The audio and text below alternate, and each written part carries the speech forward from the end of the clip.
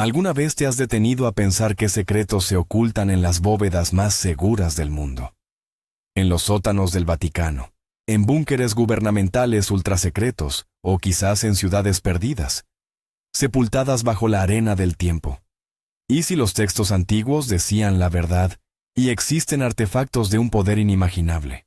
Objetos capaces de curar, de destruir ejércitos enteros, o incluso de alterar el curso de la historia. Hoy, emprenderemos un viaje que se sitúa en la frontera entre la fe y la ciencia, entre el mito y la realidad. Vamos a analizar 20 de los artefactos religiosos más enigmáticos que la humanidad haya encontrado jamás. No son solo objetos antiguos. Son las claves de misterios que los científicos han intentado desentrañar durante décadas, a veces incluso siglos. Algunos podrían ser elaboradas falsificaciones, pero otros obligan a dudar incluso a los escépticos más convencidos. ¿Están listos para mirar detrás del velo del misterio? Si es así, prepárense. Empezamos. Antes de sumergirnos en nuestra lista, definamos exactamente de qué estamos hablando. Los artefactos religiosos, o reliquias, son mucho más que simples antigüedades. Para millones, o incluso miles de millones de personas en todo el mundo, son la encarnación física de su fe. Pueden ser pertenencias personales de santos, fragmentos de lugares sagrados u objetos mencionados en textos ancestrales. Su historia a menudo está envuelta en leyendas, transmitidas de boca en boca a través de las generaciones. Pero, ¿qué sucede cuando estos objetos caen en manos de los científicos? Ahí comienza una verdadera batalla.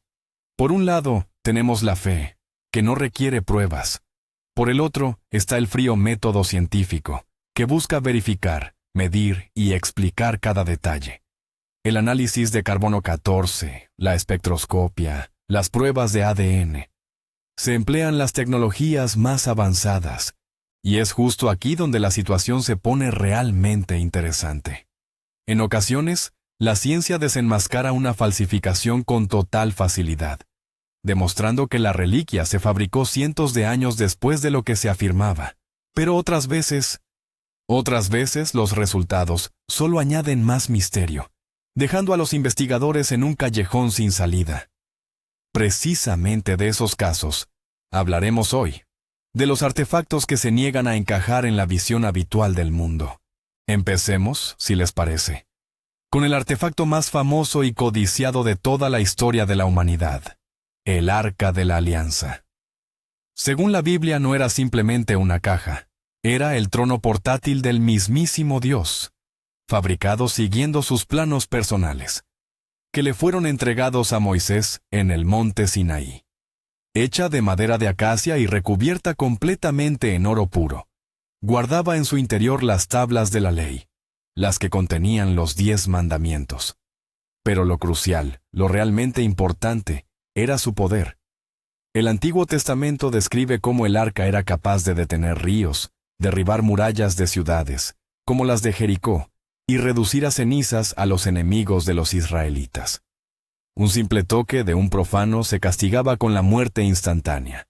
Imaginen un objeto que funciona simultáneamente como medio de comunicación con un poder superior y como un arma de destrucción masiva. Suena a ciencia ficción, ¿verdad? El arca fue la pieza central del Templo de Jerusalén, construido por el rey Salomón. Estaba ubicada en el lugar más sagrado, el Sancta Sanctorum, al que solo podía acceder el sumo sacerdote, y eso, solo una vez al año.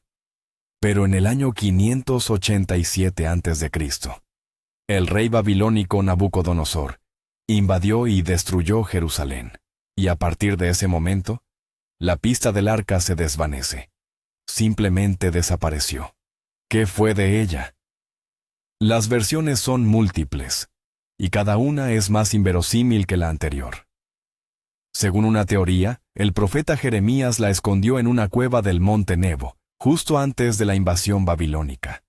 Otra afirma que fue llevada a Etiopía, donde supuestamente permanece hoy, custodiada en una capilla especial en la ciudad de Aksum, bajo la vigilancia de un único monje que dedica toda su vida a esta labor, y jamás abandona su puesto.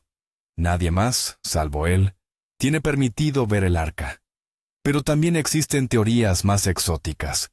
Algunos investigadores, al analizar las descripciones bíblicas, sugieren que el Arca de la Alianza podría haber sido una especie de condensador eléctrico de enorme potencia, capaz de almacenar la electricidad estática del desierto. La cubierta de oro y el aislamiento de madera de acacia hacen que esta teoría sea técnicamente plausible. ¿Muerte por contacto?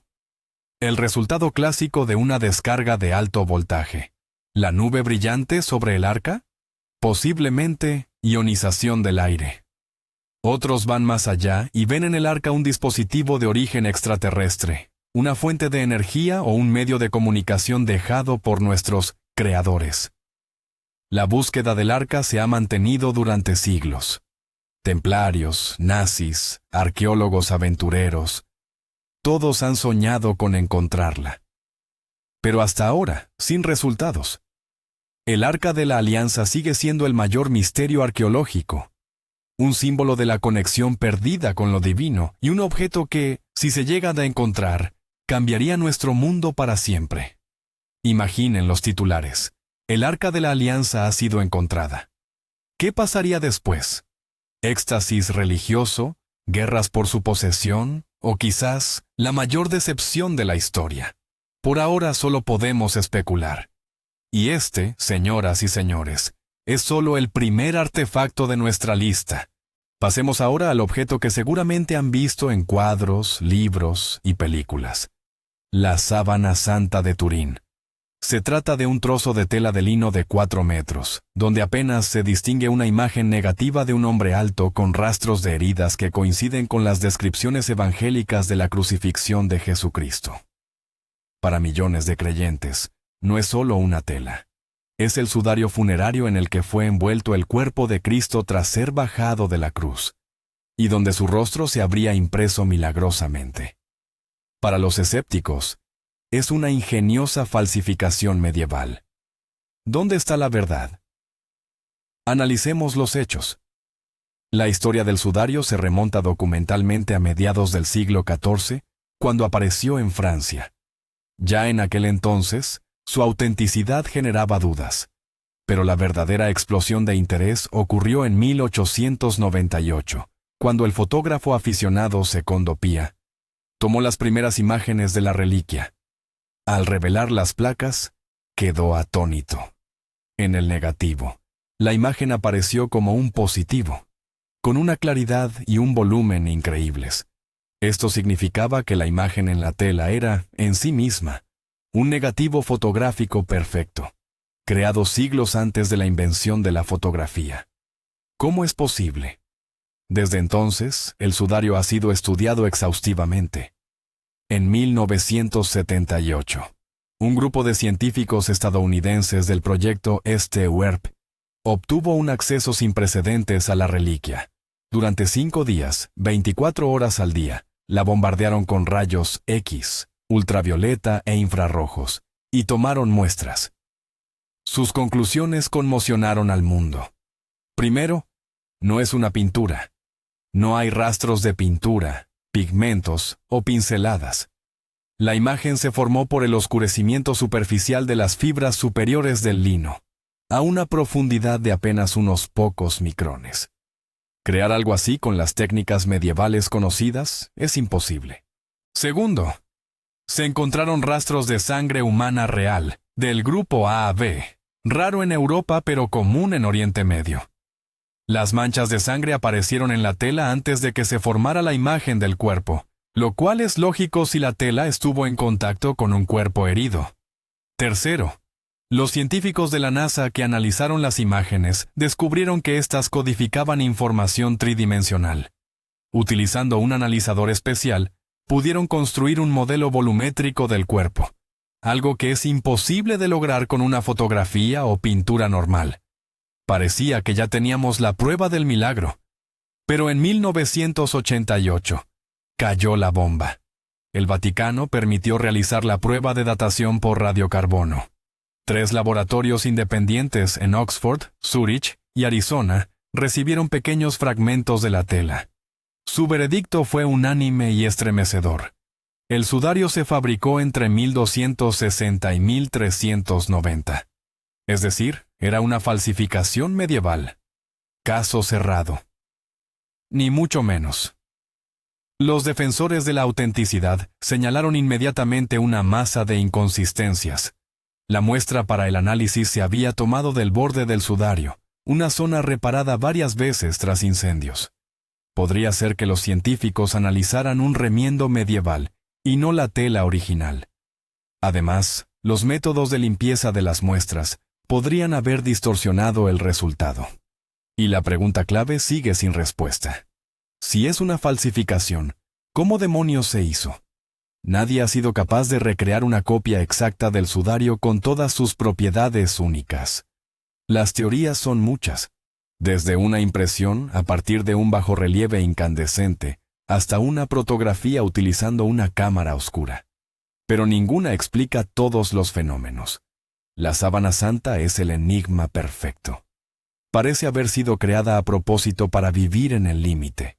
Cada hecho a favor de la autenticidad encuentra su contraargumento en contra.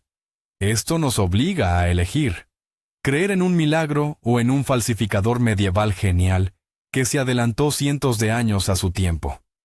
O quizás la verdad se encuentra en algún punto intermedio. Si el Arca de la Alianza es el poder y la sábana santa es el testimonio, nuestro siguiente artefacto es el símbolo de la vida eterna y la búsqueda espiritual: el Santo Grial. La copa de la que bebió Jesús en la última cena, y donde, según la leyenda, José de Arimatea recogió su sangre al pie de la cruz. En la cultura popular, el Grial es un caldero mágico que concede inmortalidad, sanación y prosperidad infinita. Pero, ¿qué es en realidad? ¿Y existió alguna vez? Sorprendentemente, la Biblia no menciona en absoluto un estatus especial para esta copa. Se la describe como un simple utensilio de mesa. El culto al Grial nació mucho después, en la Edad Media, gracias a los romances de caballerías. Chrétien de Troyes, Wolfram von Eschenbach, Robert de Boron. Fueron estos poetas quienes transformaron una simple copa en un objeto místico, el objetivo supremo para cualquier caballero. Las leyendas del rey Arturo y los caballeros de la mesa redonda, lanzándose a su búsqueda, cautivaron la imaginación de toda Europa. El Grial se convirtió en un símbolo de pureza, autosacrificio y la máxima meta espiritual. Pero, ¿dónde buscarlo? Aquí es donde la historia se pone interesante. Decenas, si no cientos, de iglesias y catedrales alrededor del mundo han afirmado y afirman poseer esa copa. Una de las candidatas más famosas está en la Catedral de Valencia, España. Es un cáliz pequeño de ágata oscura, montado sobre una compleja base de oro y piedras preciosas. Los estudios arqueológicos han demostrado que la copa en sí fue fabricada en Oriente Medio entre el siglo IV a.C. y el siglo I a.C. Es decir, teóricamente, pudo haber estado sobre la mesa durante la última cena. El sumo pontífice la ha utilizado varias veces durante misas, lo que le confiere un peso considerable ante los ojos de los fieles. Otro candidato notable es el Santo Cáliz de Génova, hecho de vidrio verde que durante mucho tiempo se creyó tallado en una esmeralda maciza. También está el Cáliz de Antioquía, conservado en el Museo Metropolitano de Nueva York. Una sencilla copa de plata encerrada en un relicario ricamente ornamentado y dorado. Sin embargo, muchos investigadores sostienen que la búsqueda de un objeto físico es un error. Argumentan que el Grial no es una copa, sino una metáfora. Por ejemplo, libros como El Enigma Sagrado, Holy Blood, Holy Grail y, por supuesto, El Código da Vinci, de Dan Brown, popularizaron la teoría de que San Graal debería leerse no como Santo Grial, sino como Sang Royal, sangre real. Según esta teoría, el Grial no es un objeto, sino un linaje, la estirpe de los descendientes de Jesucristo y María Magdalena, que supuestamente ha sobrevivido en secreto hasta nuestros días bajo la protección de sociedades secretas como el Priorato de Sion. La Iglesia Católica, naturalmente, considera esta teoría una herejía. Pero esta versión explica por qué la búsqueda de la copa física estaba condenada al fracaso. Quizá los caballeros no buscaban un objeto, sino un heredero. Esta versión convierte toda la historia en una fascinante novela detectivesca, donde no solo está en juego una reliquia, sino los fundamentos mismos de la fe cristiana. El Santo Grial es más que un artefacto. Es una idea. La idea de que en algún lugar del mundo existe algo capaz de saciar nuestra sed espiritual, curar nuestras heridas y responder a las grandes preguntas de la existencia. Y quizá por eso, nunca lo han encontrado. Porque el Grial verdadero debe ser hallado por cada uno dentro de sí mismo. De un símbolo de misericordia, pasamos ahora a uno de poder y autoridad. Hablamos de la lanza del destino, también conocida como la lanza de Longinos. Según el Evangelio de Juan, fue con esta lanza que el centurión romano Cayo Casio Longinos perforó el costado de Jesús crucificado para confirmar su muerte.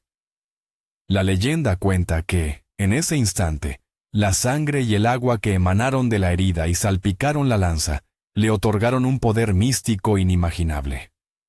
La leyenda es clara. Quien posea esta lanza, dominará el destino del mundo. Pero hay una condición. Si la pierdes, tu dueño morirá en breve. Suena a argumento de blockbuster de Hollywood, y con razón.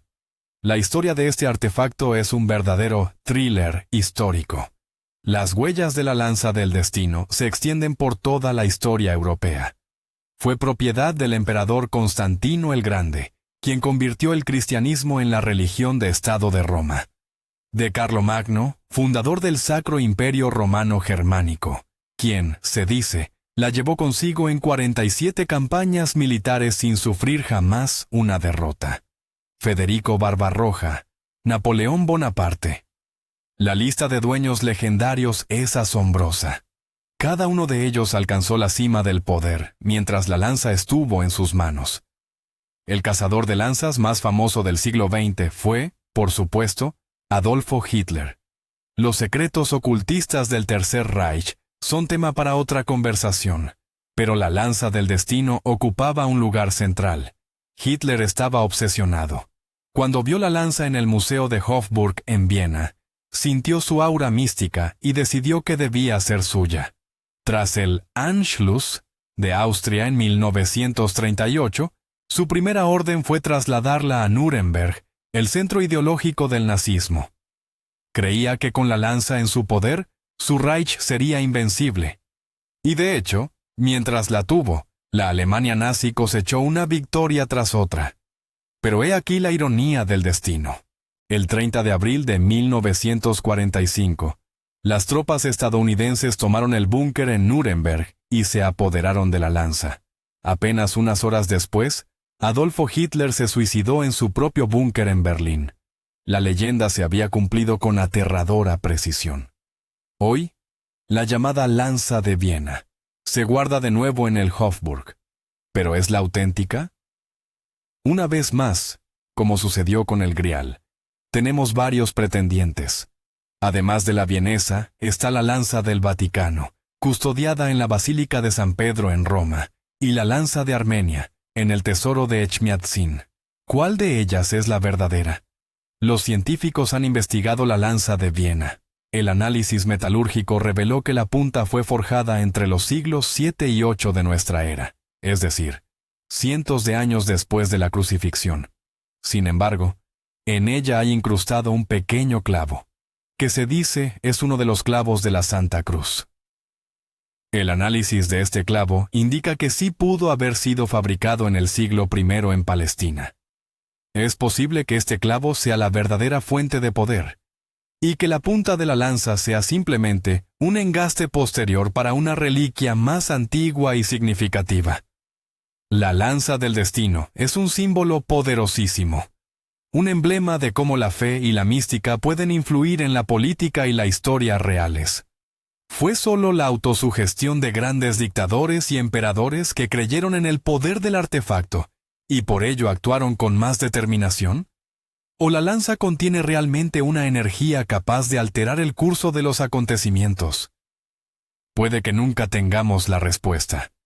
Pero de algo podemos estar seguros. La historia de este objeto es un recordatorio claro de que la sed de poder es una de las pasiones humanas más fuertes y peligrosas. Y ahora, demos un pequeño giro, alejándonos de las reliquias puramente religiosas, para examinar un artefacto que entrelaza la religión, la ciencia e incluso, quizás, las civilizaciones extraterrestres. El mecanismo de Anticítera. En el año 1900, un grupo de buzos griegos, que se dedicaban a la recolección de esponjas, descubrió un naufragio romano cerca de la isla de Anticítera. Entre ánforas, estatuas y otros tesoros, sacaron a la superficie un trozo de bronce amorfo, completamente fusionado con la piedra. Nadie sospechaba entonces que se trataba del hallazgo más importante de toda la historia de la arqueología subacuática. Durante décadas, este extraño objeto permaneció olvidado en un museo, hasta que en los años 50, los científicos decidieron someterlo a radiografías. Lo que vieron fue un verdadero shock. En su interior, se ocultaba un complejísimo sistema de decenas de engranajes, diales e indicadores de bronce. Tras años de minucioso y arduo trabajo, que incluyó el uso de la tomografía computerizada más avanzada, se logró reconstruir su propósito. El mecanismo de Anticítera resultó ser una antigua computadora analógica, y no una simple computadora, sino una máquina astronómica de una complejidad inaudita. Podía calcular la posición del Sol, la Luna y los 5 planetas conocidos en la antigüedad para cualquier fecha específica. Predecía las fases lunares, los eclipses solares y lunares, e incluso la fecha de celebración de los Juegos Olímpicos. La sofisticación del mecanismo era, sencillamente, desorbitada para su época. Utilizaba un engranaje diferencial, una tecnología que, según se creía, no se había inventado hasta el siglo XVI. La precisión de sus cálculos era asombrosa. El mecanismo data aproximadamente del siglo II antes de Cristo. Esto significa que 1500 años antes de Copérnico y Galileo, los antiguos griegos no solo sabían que la Tierra giraba alrededor del Sol, sino que podían modelar ese movimiento con un dispositivo mecánico. El nivel tecnológico que demostró este mecanismo no fue superado en Europa hasta el Renacimiento. Surge la pregunta principal: ¿de dónde? ¿De dónde obtuvieron los antiguos griegos tales conocimientos y tecnologías? Prácticamente no existen documentos históricos que describan la creación de dispositivos similares. Es como encontrar un avión a reacción en la tumba de Tutankamón. Sencillamente, este mecanismo no debería haber existido en aquella época. ¿Y qué tiene que ver esto con la religión?, se preguntarán. Pues, directamente. En el mundo antiguo, la astronomía y la religión estaban intrínsecamente unidas. El movimiento de los cuerpos celestes se consideraba una manifestación de la voluntad divina. La capacidad de predecir eclipses o la posición de los planetas otorgaba un poder inmenso a los sacerdotes. Ellos podían anunciar la voluntad de los dioses y fijar las fechas de rituales y festividades. El mecanismo de Anticítera no era solo un instrumento científico. Era una herramienta para comunicarse con los dioses, para comprender el orden cósmico establecido por ellos. Permitía vislumbrar el futuro y predecir los augurios. Es posible que se encontrara en un templo y fuera utilizado por los sacerdotes para demostrar su poder. Pero existen teorías aún más audaces. Algunos investigadores sostienen que semejante conocimiento no pudo haber surgido en la Tierra por sí solo. Ven en el mecanismo de Anticítera una prueba de paleocontacto. La visita de representantes de una civilización más avanzada a nuestro planeta, quienes compartieron parte de su tecnología con la humanidad. El mecanismo podría haber sido un obsequio o una copia de un dispositivo extraterrestre creada a partir de planos dejados atrás. Esta teoría, por supuesto, parece fantástica, pero ofrece una explicación elegante para esa inmensa brecha tecnológica. El mecanismo de Anticítera es un desafío a nuestra comprensión de la historia. Demuestra que el pasado fue mucho más complejo y tecnificado de lo que solemos imaginar. Borra la línea entre la ciencia y la magia, evidenciando que para los antiguos eran lo mismo. Es una ventana a un mundo de conocimiento perdido, un mundo donde el hombre podía sostener en sus manos un modelo del universo y sentirse a la par de los dioses. Dejando atrás los mecanismos astrales de la antigua Grecia, nos trasladamos al corazón del mundo islámico, la Meca. En el patio interior de la mezquita de Al-Haram se alza la principal santidad del Islam, la Kaaba. Esta estructura cúbica marca la dirección hacia la que los musulmanes de todo el planeta orientan sus rezos. Pero en la esquina oriental de la Kaaba se encuentra incrustado un objeto envuelto en un halo de misterio mucho más denso, la piedra negra, conocida como Al-Hajar al-Aswad. Para los fieles, no es una piedra cualquiera. La tradición islámica sostiene que fue entregada a Adán y Eva directamente desde el paraíso. Cuentan que originalmente era de un blanco deslumbrante, más pura que la leche, pero que se fue tiñendo de negro al absorber los pecados de la humanidad a lo largo de los siglos.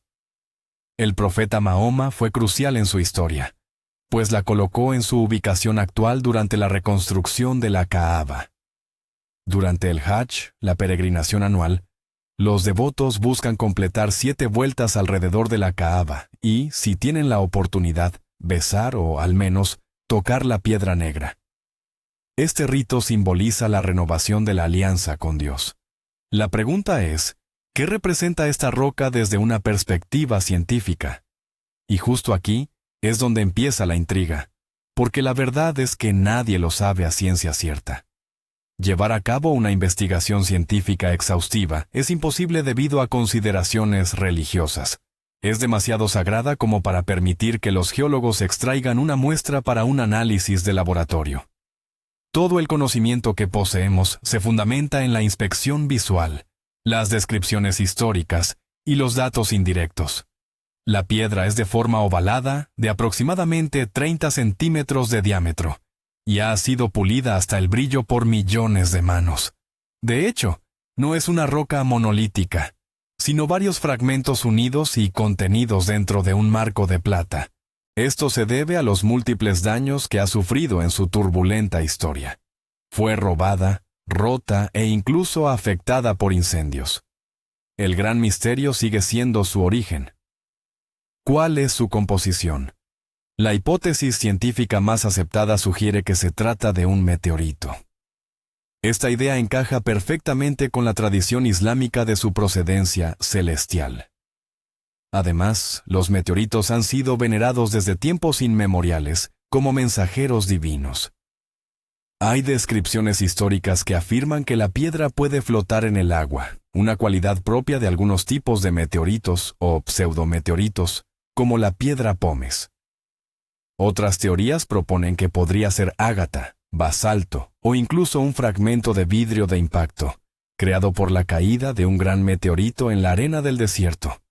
Los geólogos enfatizan que en cientos de kilómetros a la redonda de la Meca, no existen formaciones rocosas que se ajusten a la descripción de la piedra, lo que refuerza su naturaleza foránea o quizás extraterrestre. Existe otro detalle bastante intrigante. En la Arabia preislámica, la adoración de las piedras betilos estaba muy extendida. Se creía que las deidades residían en estas rocas. Es plausible que la piedra negra fuese uno de estos antiguos ídolos paganos que el profeta Mahoma, con gran sabiduría, decidió integrar en la nueva fe monoteísta, dándole un nuevo significado. Esta maniobra estratégica habría facilitado la unificación de las tribus rivales alrededor de un símbolo que ya les resultaba familiar. La piedra negra de la Kaaba es un ejemplo singular de cómo un objeto puede existir de manera simultánea en dos planos de la realidad. Para la fe, es un testigo de la historia humana, un jacinto traído del paraíso. Para la ciencia, es una anomalía geológica, una muestra sin estudiar, de composición y origen inciertos. Y es precisamente en esta dualidad donde reside su poder trascendental, obligándonos a meditar sobre la línea que separa lo terrenal de lo celestial, y sobre qué tiene mayor peso para el espíritu humano. Si su composición química o el sentido sagrado con el que decidimos dotar al mundo que nos rodea. Regresemos a los orígenes de la civilización judeocristiana, a la cumbre del monte Sinaí. Es allí donde, según el relato bíblico, tuvo lugar uno de los eventos más trascendentales de la historia humana. El profeta Moisés se encontró con Dios cara a cara y recibió no solo instrucciones verbales, sino un artefacto físico: 2 tablas de piedra donde el mismo dedo de Dios había grabado los 10 mandamientos. Estas tablas, conocidas como las tablas de la alianza o tablas del pacto, se convirtieron en la base del código moral y legal para millones de personas durante milenios. Pero, ¿qué eran exactamente estas tablas? ¿Y qué sucedió con ellas? La descripción bíblica es bastante concisa. Simplemente se dice que eran tablas de piedra escritas por el dedo de Dios. Cuando Moisés descendió de la montaña y vio que su pueblo había caído en la idolatría, adorando al becerro de oro, las hizo pedazos enfurecido. Luego tuvo que regresar a la montaña, tallar 2 nuevas piedras, y Dios volvió a inscribir los mismos mandamientos. Fueron estas segundas tablas las que se colocaron en el arca de la alianza, de la cual ya hemos hablado, y por lo tanto, su destino está intrínsecamente ligado al del arca. Desaparecieron junto con ella.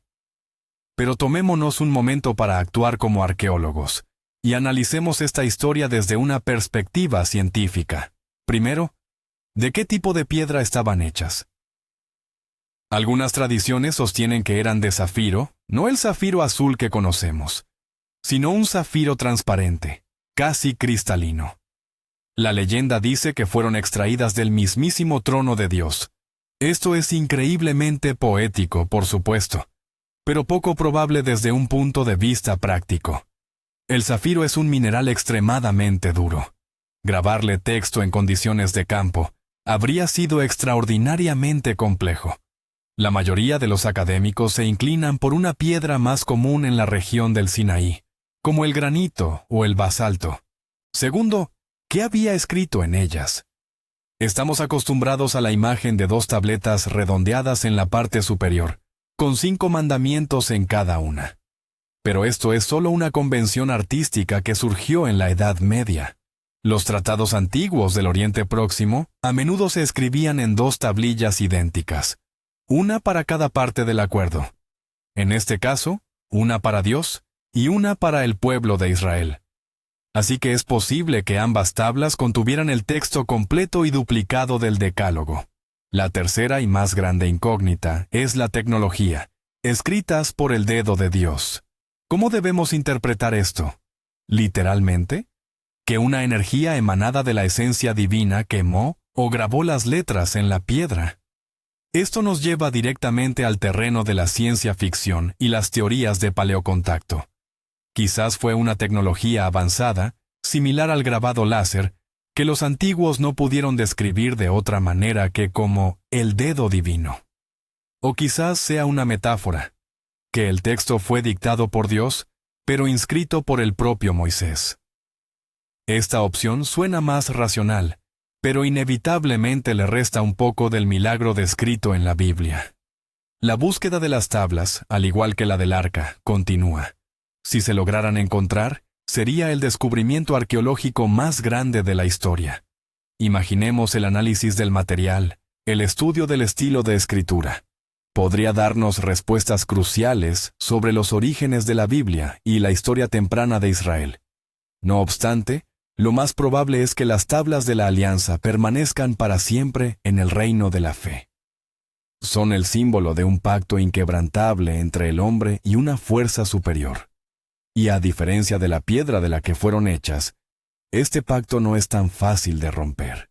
A mediados del siglo XX, en las cuevas desérticas de la costa del Mar Muerto, un joven pastor beduino hizo un descubrimiento que los académicos catalogarían, más tarde, como el hallazgo arqueológico más importante del siglo. Por pura casualidad, tropezó con vasijas de barro que contenían cientos de pergaminos ancestrales, los manuscritos del Mar Muerto. Estos frágiles fragmentos de papiro y pergamino, escritos hace más de 2000 años, revolucionaron nuestra comprensión de la Biblia, el judaísmo y los orígenes del cristianismo. ¿Qué los hace tan especiales? En primer lugar, son los ejemplares más antiguos que conocemos del Antiguo Testamento. Antes de este hallazgo, las copias bíblicas más vetustas que poseíamos databan de la Edad Media. Pero los rollos de Qumrán fueron escritos entre el siglo III antes de Cristo y el siglo I después de Cristo. Son 1000 años más viejos. Al compararlos con el texto bíblico moderno, los académicos quedaron asombrados. Los textos eran virtualmente idénticos. Esto demostró la increíble exactitud con la que las escrituras sagradas fueron copiadas y transmitidas de generación en generación. Pero lo más fascinante no era eso. Además de los textos bíblicos, los rollos contenían documentos inéditos, estatutos, calendarios, profecías e himnos de una misteriosa comunidad religiosa que vivía en el asentamiento de Qumrán, cerca de las cuevas. La mayoría de los expertos cree que se trataba de los esenios, una de las sectas judías de la época de la que se sabía muy poco. Estos textos nos abrieron una ventana al mundo del pensamiento judío, justo antes y durante la vida de Jesucristo. Y la imagen resultó ser mucho más compleja de lo que imaginábamos. Los esenios eran ascetas. Creían en el dualismo entre el bien y el mal, la luz y la oscuridad. Esperaban el inminente fin del mundo y la llegada de dos Mesías, el Mesías sacerdote y el Mesías rey. Muchas de sus ideas, e incluso frases, tienen un paralelismo sorprendente con lo que leemos en el Nuevo Testamento. Por ejemplo, su líder era llamado el Maestro de Justicia, quien fue perseguido y, posiblemente, asesinado por sus enemigos. Esto llevó a algunos investigadores a preguntarse, ¿fue Juan el Bautista un esenio?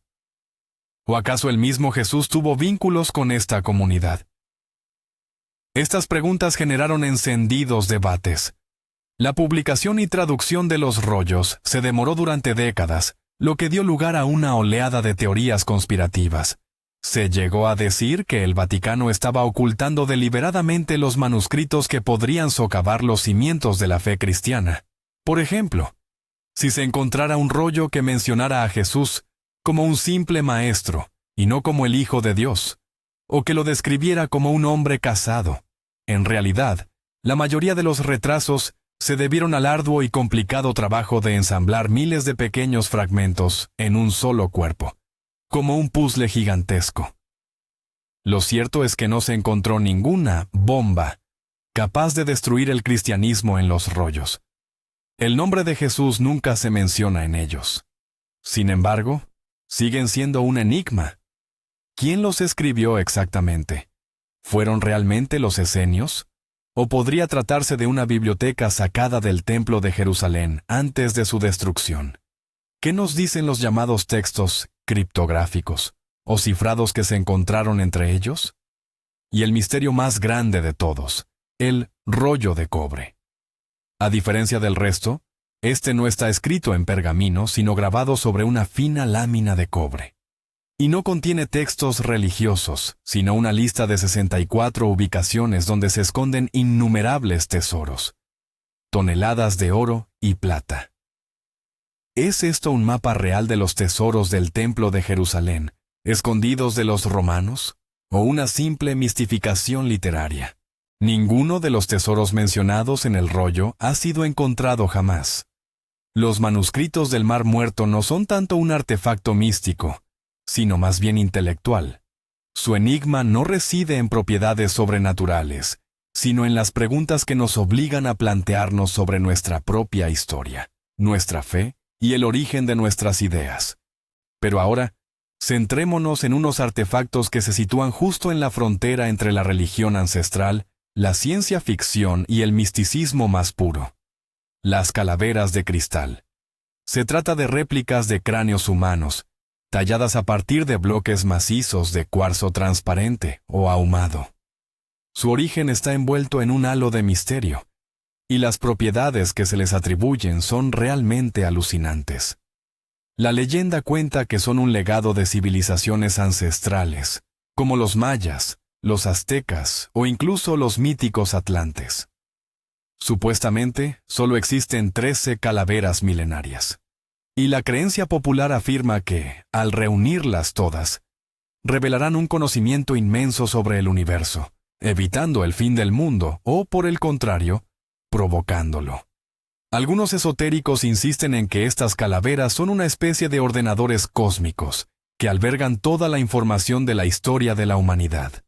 Se dice que pueden sanar, provocar visiones e incluso comunicarse telepáticamente con sus dueños. Fascinante, ¿verdad? El más célebre de estos artefactos es la calavera Mitchell Hedges, también conocida como el cráneo del destino. Según la leyenda, fue hallada en 1924 por Anna Mitchell Hedges, hija adoptiva de un aventurero británico, durante las excavaciones en la ciudad maya de Lubantún, en Belice. Este cráneo está hecho del más puro cristal de roca y es casi perfecto anatómicamente, incluyendo una mandíbula inferior desmontable. Sus propiedades ópticas son impresionantes. La luz que entra por la base se focaliza en las órbitas oculares, haciéndolas encenderse. Y si se coloca la llama de una vela en la parte trasera, en las cuencas aparece reflejada toda la sala. Pero aquí está la clave. Cuando científicos del Museo Británico y del Instituto Smithsoniano decidieron poner a prueba esta hermosa leyenda utilizando tecnología moderna, la magia empezó a desvanecerse. Los microscopios electrónicos revelaron en la superficie del Mitchell Hedges y también en otros cráneos famosos, como el británico y el parisino, rastros microscópicos característicos de herramientas modernas, cortadores rotativos de alta velocidad y discos de pulido con revestimiento de diamante. Simplemente, los mayas y los aztecas no poseían esta tecnología. Aunque teóricamente podrían haber tallado una pieza así, el proceso habría requerido cientos de años de pulido manual ininterrumpido con arena. Además, las investigaciones periodísticas e históricas demostraron que la historia de su hallazgo fue, muy probablemente, inventada por el propio Frederick Mitchell Hedges para atraer la atención. Lo más probable es que comprara la calavera en una subasta de Sotheby's en 1943. Y a su vez, fue fabricado en Europa en el siglo XIX, probablemente en Francia o Alemania, durante la época de fascinación por las antigüedades precolombinas. En resumen, la mayoría, si no todas, las grandes calaveras de cristal que conocemos son falsificaciones del siglo XIX. ¿Significa esto que todo el misticismo a su alrededor es puro engaño? No del todo. En primer lugar, el mero hecho de crear objetos tan perfectos, incluso en el siglo XIX, constituye una proeza en el arte de la talla. En segundo lugar, aunque las calaveras sean falsas, ya han logrado crear su propia mitología, convirtiéndose en poderosos símbolos del movimiento New Age. Miles de personas creen en su poder, meditan con ellas y afirman recibir energía y conocimientos. Es un claro ejemplo de cómo un mito moderno puede nacer justo delante de nuestros ojos. Un artefacto no necesita ser ancestral para tener poder. A veces, la fuerza reside en la fe y la energía que las personas depositan en él. Las calaveras de cristal son un enigma, no tanto arqueológico como psicológico. Reflejan nuestra eterna fascinación por lo oculto, nuestra búsqueda constante de sabiduría secreta y nuestra necesidad de creer que, en algún lugar, existe una llave capaz de revelarnos todos los secretos del universo. Dejando atrás los cráneos místicos del Nuevo Mundo, volvamos ahora a las reliquias más sagradas del cristianismo. Tras la crucifixión de Cristo, numerosos objetos vinculados a su pasión se convirtieron en foco de veneración. Pero, ¿qué objeto podría ser más importante que la cruz misma en la que fue crucificado? Los fragmentos de la Vera Cruz, o la Cruz de la Vida, son, quizá, las reliquias más extendidas y a la vez más controvertidas de la cristiandad. Su historia de hallazgo parece sacada de una leyenda.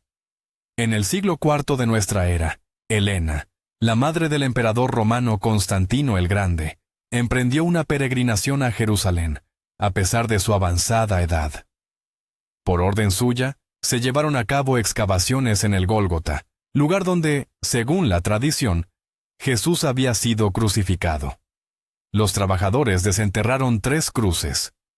Para identificar cuál era la auténtica, el obispo Macario de Jerusalén sugirió acercar cada una de ellas a una mujer enferma.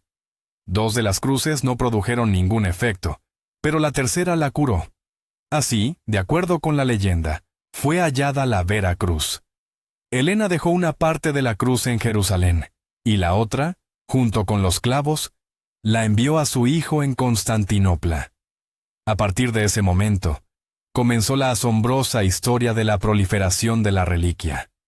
Los fragmentos de la cruz se convirtieron en el obsequio más valioso que emperadores y patriarcas podían ofrecer a los gobernantes de otras naciones o a monasterios importantes. Durante las cruzadas, los caballeros trajeron a Europa una inmensa cantidad de astillas y partículas que se dispersaron por catedrales e iglesias. Y aquí surge el dilema. Para el siglo XVI, en plena época de la Reforma, críticos de la Iglesia Católica, como Juan Calvino, observaban mordazmente que si se juntaran todas las partículas conocidas de la cruz, se podría construir un barco entero. Este se convirtió en el argumento clásico contra la veneración de reliquias, que los protestantes consideraban una forma de idolatría y fraude. ¿Eran realmente tantas las partículas? En el siglo XIX, el académico francés Charles Roholt de Fleury decidió poner a prueba esta afirmación. Llevó a cabo un trabajo titánico. Catalogó todas las partículas de la vera cruz conocidas hasta el momento y calculó su volumen total. El resultado fue sorprendente. Según sus cálculos, el volumen total de todos los fragmentos sumaba apenas unos 4.000 centímetros cúbicos. Y el volumen de una cruz que pudiera sostener a un hombre crucificado debería ser de al menos 178.000 centímetros cúbicos. Es decir, todas las reliquias conocidas solo constituyen una pequeña parte de una única cruz. Esto, por supuesto, no demuestra su autenticidad, pero sí refuta el principal argumento de los escépticos. Pero, ¿cómo podemos comprobar su autenticidad? Realizar un análisis de carbono 14 a una astilla tan diminuta, que además se ha conservado durante siglos en relicarios y ha estado expuesta a diversos efectos, es prácticamente imposible. Los científicos solo pueden identificar la especie de madera. La mayoría de las partículas examinadas están hechas de pino, lo que coincide con los árboles que crecían en Palestina hace 2000 años. Pero esto, una vez más, no demuestra nada. El enigma de los fragmentos de la vera cruz es un enigma de fe y confianza. Para el creyente, tocar una reliquia así es una forma de sentir una conexión física con los acontecimientos evangélicos.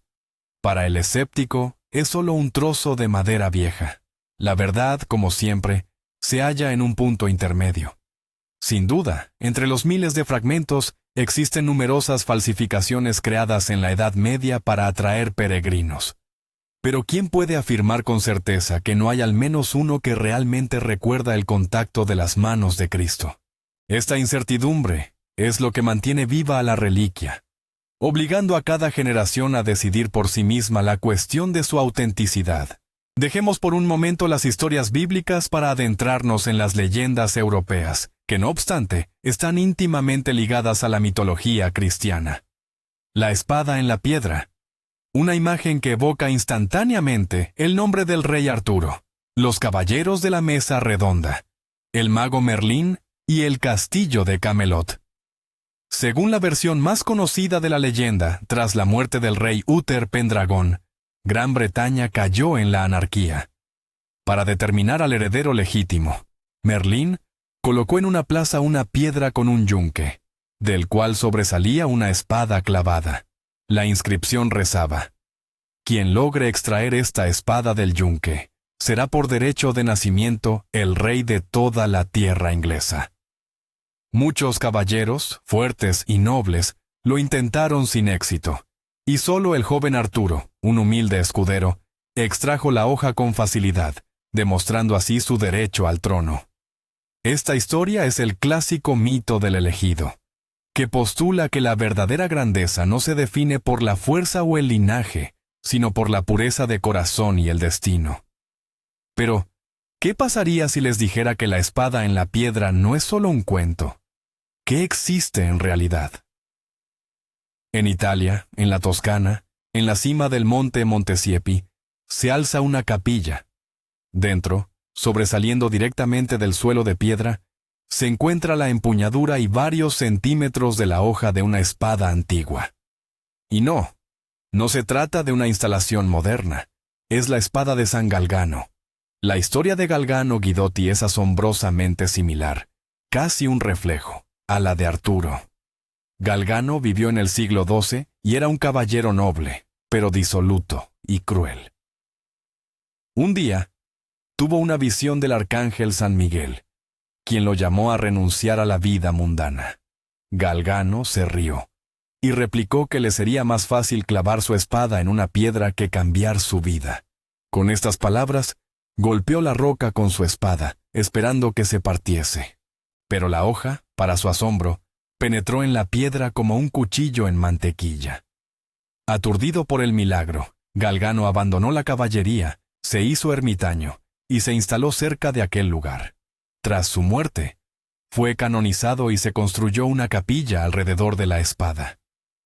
Durante mucho tiempo se pensó que esto era una hermosa leyenda y que la espada era una falsificación. Sin embargo, investigaciones científicas recientes obligaron a reexaminar la historia.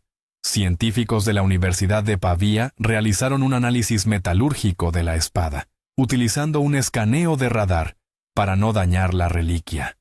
Los resultados confirmaron que el estilo y la composición del metal se correspondían plenamente con el siglo XII, la época en la que vivió Galgano. Más aún, el radar reveló que debajo de la roca y la espada hay una cavidad que contiene dos objetos que parecen ser restos humanos. Esto coincide con otra parte de la leyenda, que narra que el diablo envió asesinos contra Galgano, pero estos fueron devorados por los lobos, y sus huesos quedaron en la tierra. Por supuesto, esto no prueba que la espada haya sido clavada en la roca de manera milagrosa. Quizás ya existía una grieta natural en la piedra, o fue insertada más tarde. Pero el hecho es innegable. En Italia existe una espada auténtica del siglo XII, incrustada en una piedra. Y lo más sorprendente es que la historia de San Galgano es anterior a las primeras menciones escritas de la espada en la piedra en las leyendas artúricas. Esto ha llevado a algunos investigadores a una hipótesis impactante. ¿Y si no fue la espada de Galgano la que imitó la historia de Arturo, sino al revés? ¿Y si los relatos sobre este milagro real en la Toscana llegaron a oídos de los narradores medievales y los inspiraron para crear uno de los episodios más famosos de la literatura universal? De ser así, un santo cristiano real pudo haber servido de prototipo para un rey mítico. La espada en la piedra de Montesiepi es un artefacto asombroso que difumina las fronteras entre historia, mito y religión. Nos recuerda que hasta las leyendas más increíbles pueden tener una base completamente real. Ya hemos hablado de la sábana santa de Turín, ese sudario fúnebre con la impronta del cuerpo de Cristo. Pero en la tradición cristiana existe otra imagen misteriosa, conocida como el icono no hecho por mano humana. El mandilion o el santo rostro. La leyenda cuenta que se trataba de un lienzo, un pañuelo, donde quedó grabado el rostro de Jesús en vida. Se dice que Abgar, rey de Edesa, padecía de lepra. Al oír los milagros de Jesús, envió a un artista para que pintara su retrato. Sin embargo, el pintor fue incapaz de lograrlo, pues el rostro de Cristo irradiaba una luz demasiado intensa. Entonces Jesús se lavó la cara, la secó con un pañuelo, y su imagen quedó impresa en la tela. Este pañuelo fue enviado al rey Abgar, quien al tocarlo se curó. Esta imagen se convirtió en la principal reliquia y protectora de Edesa, conocida como la imagen creada por Dios, no por manos humanas. Se custodió allí durante siglos. En el siglo X, el emperador bizantino, desesperado por obtener la reliquia, asedió Edesa y la intercambió por la liberación de la ciudad y sus prisioneros. La imagen fue trasladada triunfalmente a Constantinopla e instalada en el Palacio Imperial. Pero en 1204, los cruzados tomaron y saquearon Constantinopla. A partir de ese momento, el rastro del Mandylion se pierde. ¿Dónde desapareció? Y aquí viene lo más fascinante. Esto lo conecta directamente con la sábana santa. Investigadores como el historiador Ian Wilson han propuesto una teoría audaz. El Mandylion y la sábana son la misma reliquia. Sugieren que, tanto en Edesa como en Constantinopla, la sábana se custodiaba doblada varias veces, de forma que solo se podía ver el rostro. Por eso era descrita como un pañuelo o un pequeño trozo de tela cuadrada. Varios hechos respaldan esta hipótesis. En primer lugar, muchas monedas e iconos bizantinos que copiaron el Mandylion muestran a Jesús con las mismas características únicas que el hombre de la sábana: cabello largo, barba y una forma de nariz específica. Demasiadas coincidencias para ser casualidad. En segundo lugar, existen testimonios históricos de que en Constantinopla, además del pañuelo con el rostro, también se custodiaba otra reliquia: las sábanas funerarias de Cristo con la impronta completa del cuerpo. Es posible que en algún momento se hiciera público que se trataba del mismo objeto. Tras el saqueo de Constantinopla, la reliquia pudo caer en manos de los caballeros templarios, quienes la guardaron en secreto. Luego, tras la disolución de su orden, reapareció en Francia en el siglo XIV, iniciando así la historia que hoy conocemos. Esta teoría llena elegantemente los siglos oscuros de la sábana santa, el periodo anterior a su aparición en Francia. Si es cierta, la historia de la sábana sería 1000 años más larga y más documentada. Sin embargo, también hay problemas. Las descripciones del Mandylion hablan de una imagen de Cristo vivo, con los ojos abiertos, mientras que la sábana muestra la figura de un hombre fallecido. Los defensores de la teoría lo explican argumentando que los iconógrafos revitalizaron el rostro al copiarlo, para ajustarlo a los cánones. Otra versión postula que el Mandylion fue un objeto separado y que, después de 1204, llegó a Roma, donde se custodia hasta hoy, bajo el nombre del Sudario de la Verónica. La leyenda de la Verónica, que secó el rostro de Jesús camino al Calvario con su pañuelo, es sorprendentemente similar a la historia de Abgar. Quizás son dos versiones de un mismo relato. El misterio del Mandylion es una verdadera novela de detectives históricos. ¿Fue una reliquia independiente o solo una parte de algo aún más grande? Solo nos queda seguir recopilando pruebas indirectas e intentar reconstruir el camino de esta enigmática imagen, que quizás sea el retrato más antiguo y exacto del fundador de una de las grandes religiones del mundo. Dejando atrás estas imágenes estáticas, pasemos ahora a un prodigio que ocurre ante nuestros ojos, una y otra vez: el milagro de la sangre de San Genaro. Genaro fue obispo y mártir, ejecutado en el año 305 durante la persecución de cristianos, bajo el emperador Diocleciano. Es el patrón celestial de Nápoles. En la catedral principal de la ciudad se conserva la reliquia más importante asociada a él: 2 ampollas de cristal que contienen una sustancia reseca, de color marrón oscuro. Se cree que es la sangre del santo, recogida por una mujer piadosa tras su ejecución. Y 3 veces al año, en septiembre, en mayo y en diciembre, Nápoles es testigo de lo que los fieles llaman el milagro de San Genaro. Durante la solemne ceremonia, el arzobispo saca el relicario con las ampollas. Lentamente lo gira y lo agita, mientras miles de creyentes, tanto en la catedral como en la plaza, rezan fervientemente. Y al cabo de un tiempo, que puede variar desde unos minutos hasta varias horas o incluso días, ocurre lo asombroso. La masa seca dentro de la ampolla se licúa, volviéndose líquida, y su color cambia a un rojo vivo, escarlata. A veces incluso parece hervir, aumentando su volumen. Este fenómeno ocurre con una sorprendente regularidad desde hace más de 600 años, documentado por primera vez en 1389. Para los napolitanos, no es solo un ritual, es un presagio. Si el milagro sucede rápidamente, se interpreta que a la ciudad y sus habitantes les espera un año próspero. Si por el contrario la sangre no se licúa, se considera un mal augurio que anuncia desgracias. Erupciones del Vesubio, epidemias, terremotos o guerras. Y lo más impactante es que la historia parece confirmar esta creencia. La sangre no se licuó antes de grandes brotes de peste, antes de la entrada de las tropas de Napoleón en Nápoles, ni el año del inicio de la Segunda Guerra Mundial. Naturalmente, la ciencia no podía ignorar un fenómeno de esta índole. ¿Qué sustancia hay realmente dentro de esas ampollas? La Iglesia no permite abrirlas ni tomar una muestra para análisis, por temor a dañar la reliquia. Por ello, todas las investigaciones se han realizado de forma remota, principalmente mediante espectroscopía. En 1989, un grupo de científicos italianos analizó el espectro de absorción de la luz de la sustancia y concluyó que se corresponde perfectamente con el de la hemoglobina. Es decir, con alta probabilidad, se trata efectivamente de sangre. Pero, ¿cómo puede pasar del estado sólido al líquido? Los escépticos lo catalogan, por supuesto, como un truco ingenioso. La hipótesis científica más popular es la de la tixotropía.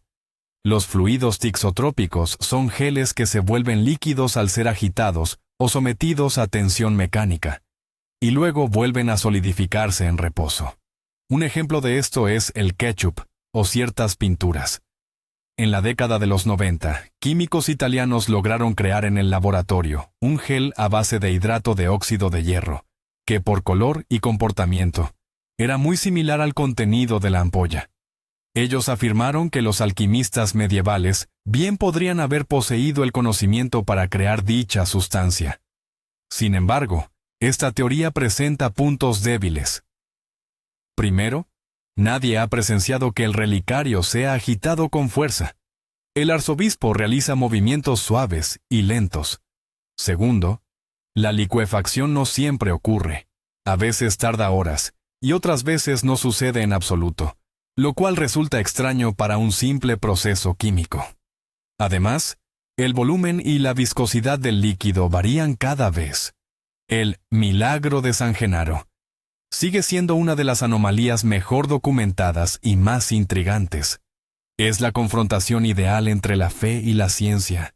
La ciencia ofrece una explicación plausible, aunque no totalmente probada, mientras que la fe ve en el fenómeno una intervención divina directa. Y los habitantes de Nápoles simplemente siguen rezando y esperando que la sangre de su patrón vuelva a licuarse, dándoles esperanza de un futuro mejor. Ahora, adentrémonos en los rincones más oscuros y siniestros de las creencias populares, justo en la frontera entre la fe y la magia negra. La mano de gloria. Estamos ante uno de los artefactos más espeluznantes y extraños del folclore europeo. Imaginen la mano izquierda momificada de un asesino ahorcado. En sus dedos rígidos, o colocados en las puntas, se encienden velas hechas con la grasa del propio criminal, y cuyos mecheros son sus cabellos. Según la superstición, este macabro candelabro poseía una serie de poderes mágicos. El principal era la capacidad de sumir en un profundo sueño a todos los habitantes de la casa a la que el ladrón accedía con ella. Las puertas y cerraduras se abrían solas ante su presencia, y la gente dormía un sueño tan pesado que era imposible despertar mientras las velas ardieran. Solo la leche o la sangre podían extinguir estas llamas. El agua era completamente ineficaz. Si uno de los dedos, con velas, no se encendía, era señal de que había alguien despierto en la casa. El origen de esta creencia es nebuloso. Es muy probable que el nombre mano de gloria sea una corrupción del francés main de gloire, que a su vez parece derivar de la palabra mandrágora. La raíz de mandrágora, que se asemeja a una pequeña figura humana, También se consideraba un potente instrumento mágico, y es posible que sus propiedades se transfirieran con el tiempo a este artefacto, aún más siniestro. La mano debía ser preparada siguiendo un ritual específico. Se cortaba del cuerpo del ahorcado durante la noche, se salaba, se secaba al sol o en un horno con hierbas, y solo entonces estaba lista para su uso. Todo esto suena a cuento macabro o a leyenda sacada de los libros de Harry Potter, donde de hecho se menciona un objeto similar. Pero lo más sorprendente es que, al menos, un artefacto de este tipo ha llegado hasta nuestros días. Se conserva en el Museo de Whitby, en Inglaterra. Se trata de una mano humana real y disecada, que fue encontrada dentro de la pared de una casa antigua. Los análisis han confirmado que es, efectivamente, una mano humana, y su método de conservación coincide con las descripciones históricas. Si fue usada alguna vez para su propósito original, es algo que nunca sabremos. ¿Qué tiene que ver esto con la religión? A priori, nada. Es magia pura y además negra. Pero si profundizamos, encontramos un reflejo distorsionado de ciertas prácticas religiosas. La veneración de reliquias de santos, la creencia de que una parte del cuerpo de un hombre justo conserva su poder milagroso. Se parece mucho a la fe depositada en el poder de la mano de un criminal, solo que con signo negativo. En ambos casos, existe la idea de que un objeto físico puede ser portador de una energía sobrenatural, adquirida por la persona en el momento de su muerte. Solo que, en un caso, es la energía de la santidad, y en el otro, la energía del pecado y la violencia. Además, la mano de gloria es un ejemplo claro de lo que se conoce como religión popular. La gente común, tanto en la Edad Media como posteriormente, vivía en un mundo donde los dogmas cristianos se entrelazaban estrechamente con antiguas supersticiones paganas. Podían ir a la iglesia los domingos, pero a la vez creían en duendes, en espíritus del bosque y en amuletos mágicos. La mano de gloria es un artefacto de ese mundo, un mundo donde la línea divisoria entre una oración y un conjuro, entre el agua bendita y la grasa de un ahorcado, era muy fina y borrosa. Nos recuerda que, bajo la historia oficial de las religiones, siempre existe otra capa de creencias, miedos y rituales. Una capa en la sombra, que resulta igualmente crucial para entender la psicología humana. Este es un artefacto que nos hace estremecer, pero que, al mismo tiempo, revela mucho sobre la cara más oscura de la naturaleza humana y su búsqueda eterna de poder sobre el mundo que nos rodea, aunque sea a través de métodos tan escalofriantes. De una mano siniestra, pasamos ahora a un volumen igual de inquietante. El Codex Gigas, también conocido como la Biblia del Diablo, es el manuscrito medieval más grande que existe, y sus dimensiones son asombrosas. 92 centímetros de alto, 50 de ancho y 22 de grosor. Pesa 75 kilogramos. Para su elaboración, se necesitaron las pieles de 160 asnos. Pero su fama no se debe solo a su tamaño. Dentro, además del texto completo de la Biblia, encontramos las Antigüedades Judías de Josefo, las Etimologías de Isidoro de Sevilla, tratados médicos, un compendio de conjuros y, lo más impactante, una gigantesca imagen del diablo que ocupa una página entera. Fue precisamente por este dibujo, y por la leyenda que rodea su creación, que el manuscrito se ganó su macabro apodo. La leyenda cuenta que el códice fue escrito a principios del siglo XIII, en un monasterio de Bohemia, hoy parte de la República Checa. Un monje, condenado a ser emparedado vivo por haber cometido un crimen grave, prometió al abad escribir un libro en una sola noche que contuviera todo el conocimiento humano y glorificara al monasterio. Al darse cuenta de que la tarea era imposible de cumplir solo, el monje no se dirigió a Dios, sino al diablo. Ofreció su alma a cambio de ayuda para completar el libro. El diablo aceptó y le permitió terminar el trabajo antes del amanecer. En agradecimiento, el monje copista plasmó en una de sus páginas el retrato de su coautor. Por supuesto, esto es solo una leyenda. Pero el análisis científico del manuscrito reveló varios hallazgos sorprendentes que hacen que esta historia sea mucho más enigmática. Primero, el análisis grafológico demostró que el libro entero, desde la primera hasta la última página, fue escrito por una sola persona. La caligrafía es increíblemente uniforme y consistente. No hay señales de fatiga, enfermedad o envejecimiento, algo que inevitablemente se habría notado si el trabajo hubiera tardado muchos años. La composición de la tinta también es idéntica a lo largo de todo el manuscrito.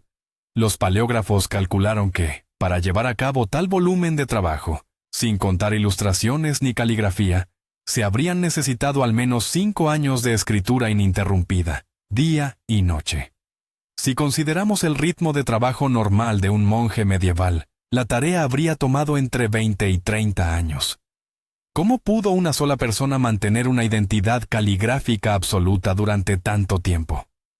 Este es uno de los principales misterios del Codex Gigas. Segundo, la famosa ilustración del diablo. Es única en la miniatura medieval. El diablo no está representado como una criatura fea o grotesca, sino como una figura poderosa, casi regia, que ocupa la página completa. Está dibujado de perfil, en una pose en cuclillas, con las manos levantadas, y apenas vestido con un taparrabos de armiño, un símbolo de la realeza. Este retrato contrasta fuertemente con la página adyacente, que muestra la ciudad celestial. El libro parece presentar las dos fuerzas, los dos caminos, el divino y el demoníaco. Hay otro enigma más. 8 páginas fueron arrancadas del libro. ¿Qué contenían? Nadie lo sabe. Tal vez el reglamento del monasterio donde fue creado el códice. O quizás los conjuros más peligrosos o ciertas revelaciones que los dueños posteriores consideraron necesario ocultar. El Codex Gigas ha pasado por muchas manos, fue botín de guerra y sobrevivió a incendios. Hoy se custodia en la Biblioteca Real de Estocolmo. Esto no es solo un libro, es un monumento al esfuerzo, la paciencia y quizás a la desesperación humana. La leyenda del pacto con el diablo es, probablemente, una metáfora del esfuerzo titánico, casi sobrehumano, que requirió crear esta obra maestra. Pero al contemplar sus líneas perfectas y su siniestro retrato, es difícil evitar la sensación de que, sin ayuda de alguna fuerza del otro lado, esta hazaña realmente no podría haberse completado. En nuestra lista ya hemos cubierto milagros relacionados con la sangre y las imágenes. Ahora, hablemos de un fenómeno que aparece periódicamente en diversas partes del mundo, generando un torbellino de emociones, controversias y peregrinaciones. Las estatuas que lloran. La historia es sencilla y se repite con una regularidad inquietante. Una estatua común, ya sea de la Virgen María, de Jesús o de algún santo, hecha de yeso, madera o porcelana, de repente comienza a derramar lágrimas. De sus ojos brotan gotas de líquido que se asemejan a lágrimas, a sangre o a mirra, un aceite perfumado y sagrado. Esto puede ocurrir en una iglesia, en un monasterio o incluso en una casa particular. La noticia del prodigio se difunde al instante. Miles de fieles acuden a la estatua para verlo con sus propios ojos, rezar y quizás conseguir una curación. Las autoridades eclesiásticas, sin embargo, suelen tomarse estos informes con gran cautela. Inician una investigación larga y minuciosa. Una comisión especial interroga a los testigos, estudia la estatua y las condiciones ambientales. Y por supuesto, toma muestras del famoso líquido para su análisis. ¿Y qué revelan estos análisis?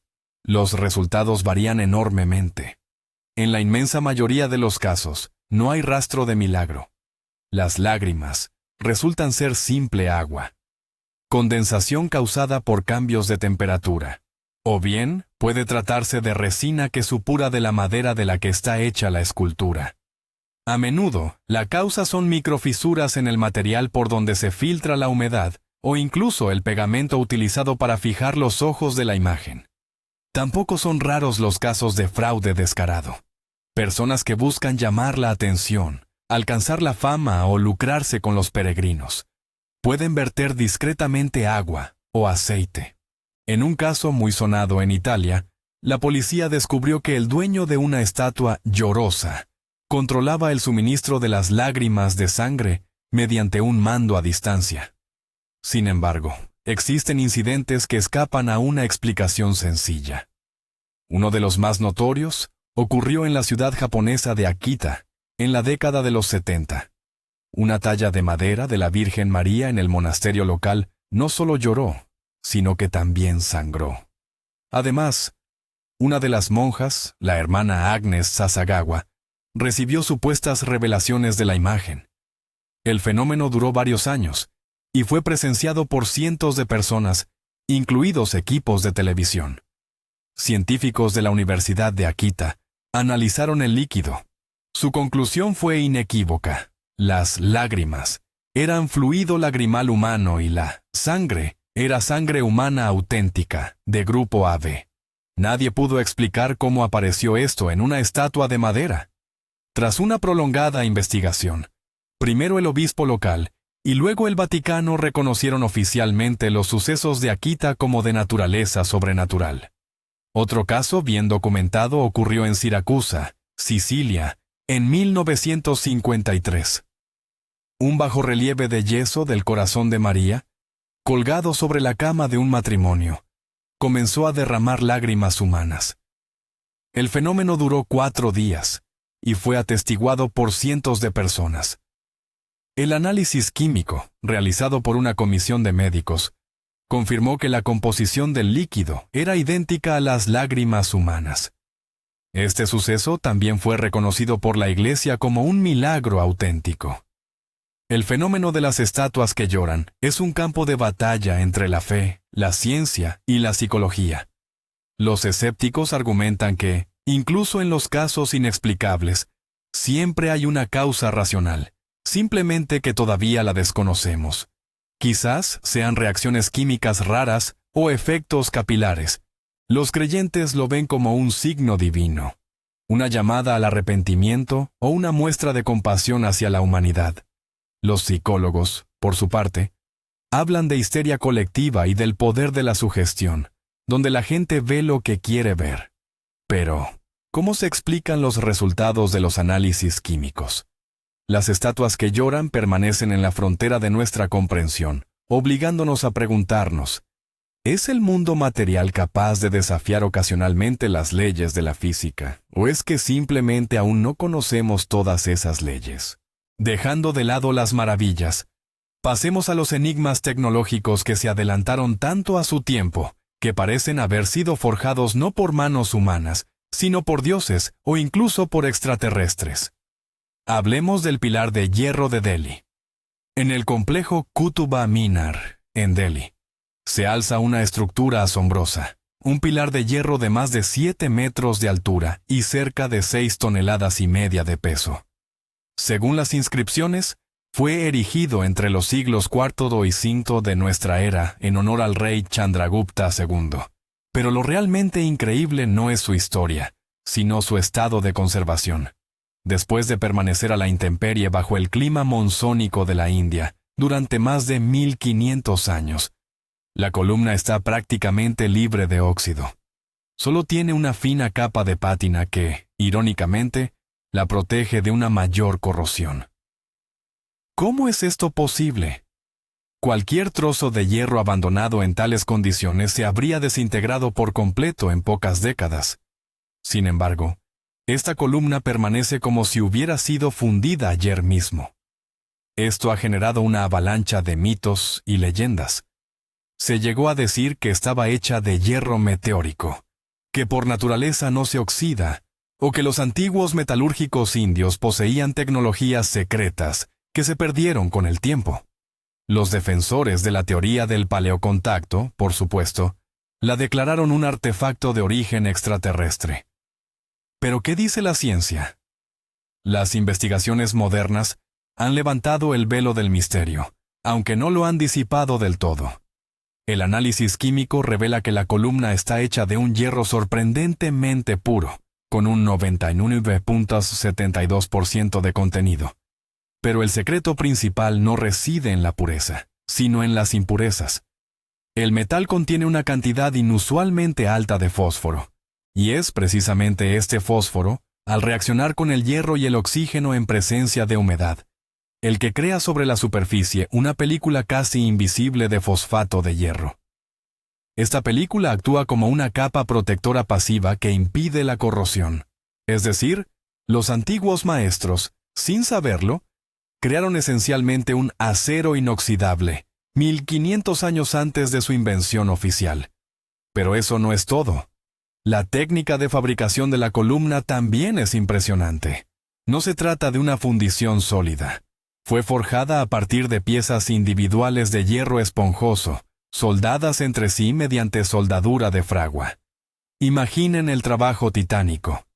Calentar al rojo vivo y fusionar piezas de metal que en total pesan más de 6 toneladas. Esto requirió hornos inmensos, martillos pesados y una habilidad excepcional. El nivel de la metalurgia india en esa época estaban a una altura inalcanzable para el resto del mundo. ¿Qué relación tiene esto con la religión? En India, como en muchas culturas antiguas, la metalurgia era considerada un arte sagrado, similar a la alquimia.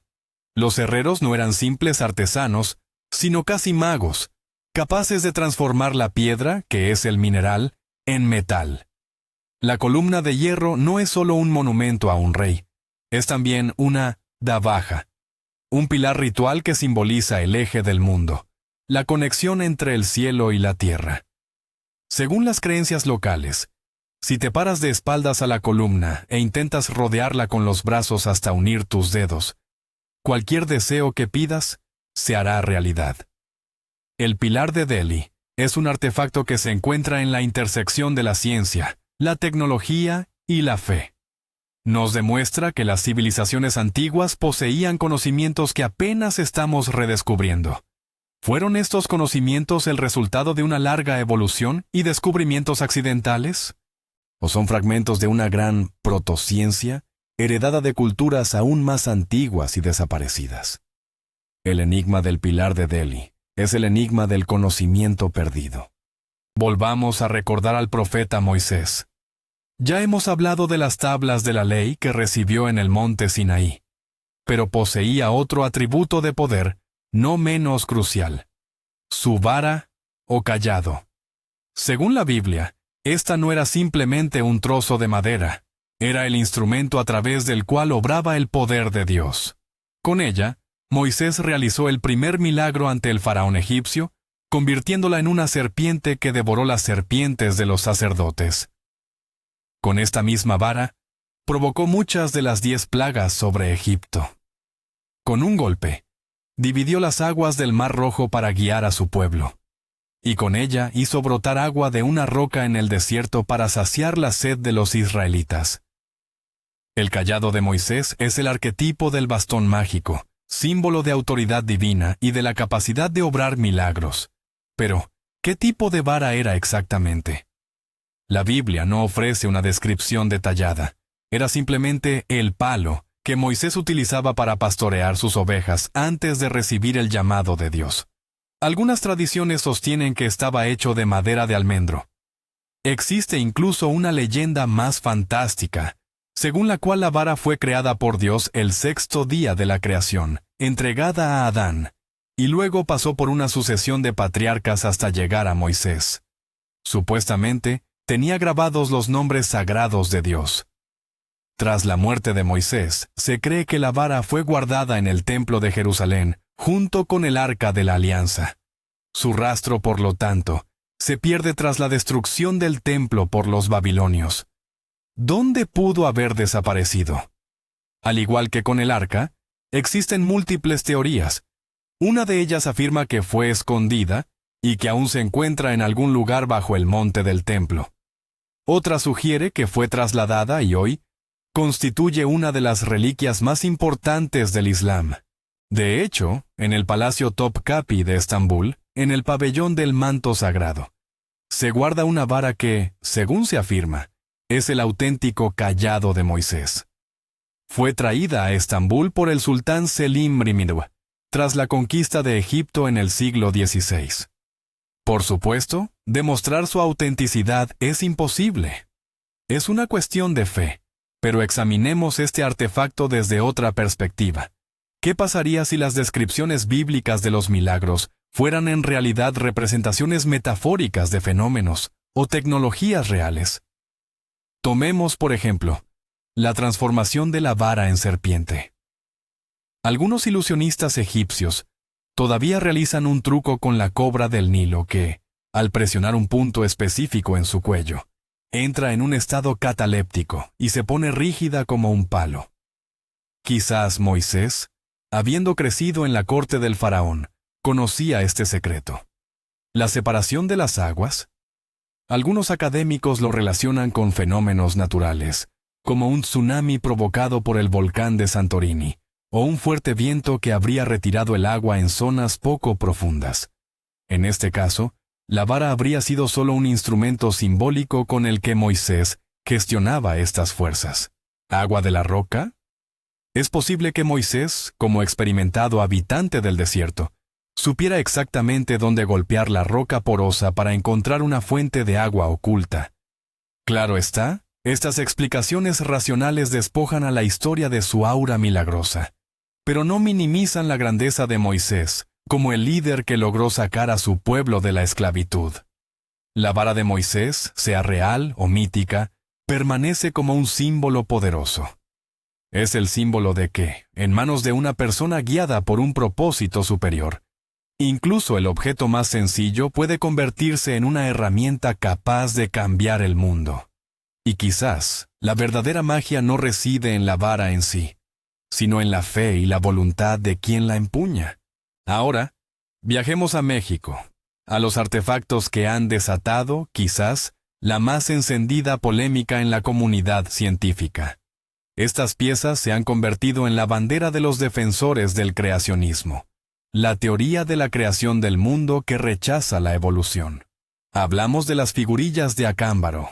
En 1944, el comerciante alemán Waldemar Hulsrud, residente en el pueblo mexicano de Acámbaro, descubrió al pie del Cerro El Toro varias estatuillas de cerámica que sobresalían de la tierra tras una fuerte lluvia.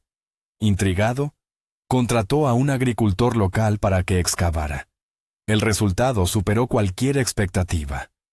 A lo largo de varios años, se recuperaron de la tierra más de 30,000 figurillas, y lo que representaban era, sencillamente, increíble.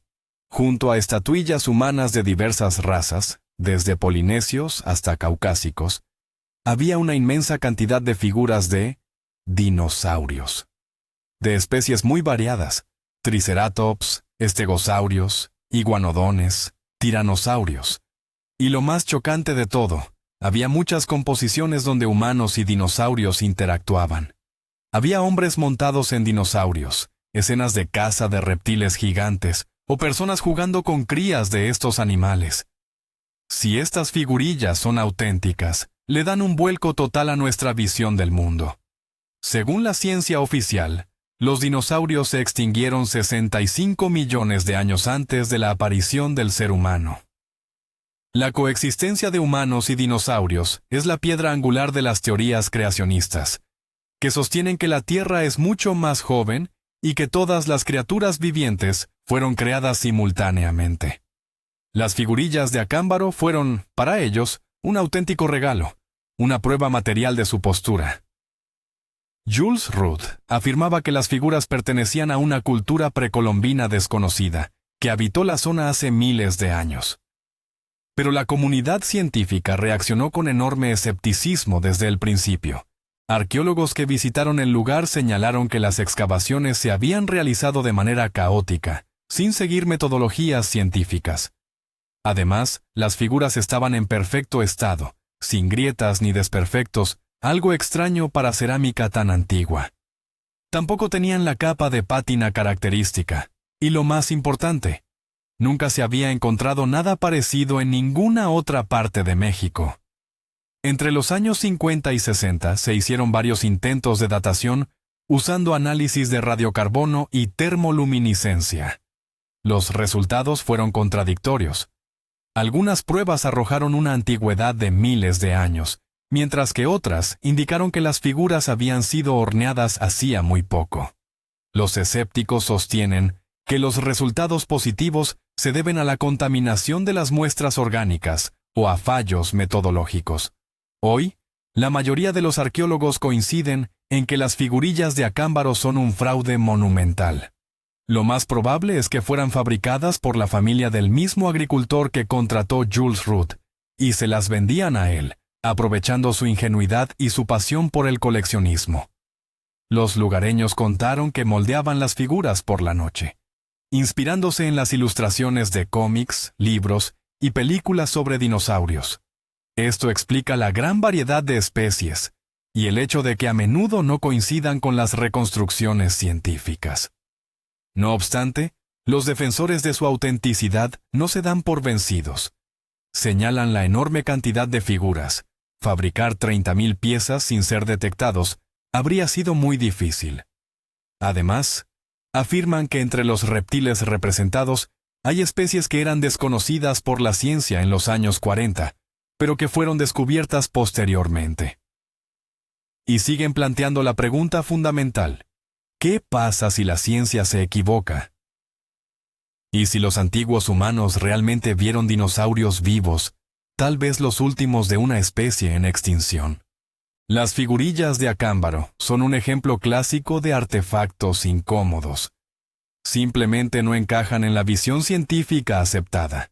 La reacción que provocan es muy reveladora. Para algunos, son basura, una falsificación que no merece atención. Para otros, son la clave de la verdadera historia de la Tierra, una que nos han ocultado. Y la verdad, como a menudo sucede, podría estar en un punto intermedio. Quizás si se trate de un fraude. O tal vez sea un recordatorio de que toda teoría científica es solo un modelo temporal, y que siempre debemos estar listos para que un solo artefacto nos obligue a replantearnos todo lo que creíamos saber. Concluyamos nuestra lista con un artefacto que, aunque quizás no posea poderes místicos, encierra un misterio tan o más intrigante que todos los anteriores: el enigma de un idioma indescifrable. Hablamos del disco de Festos.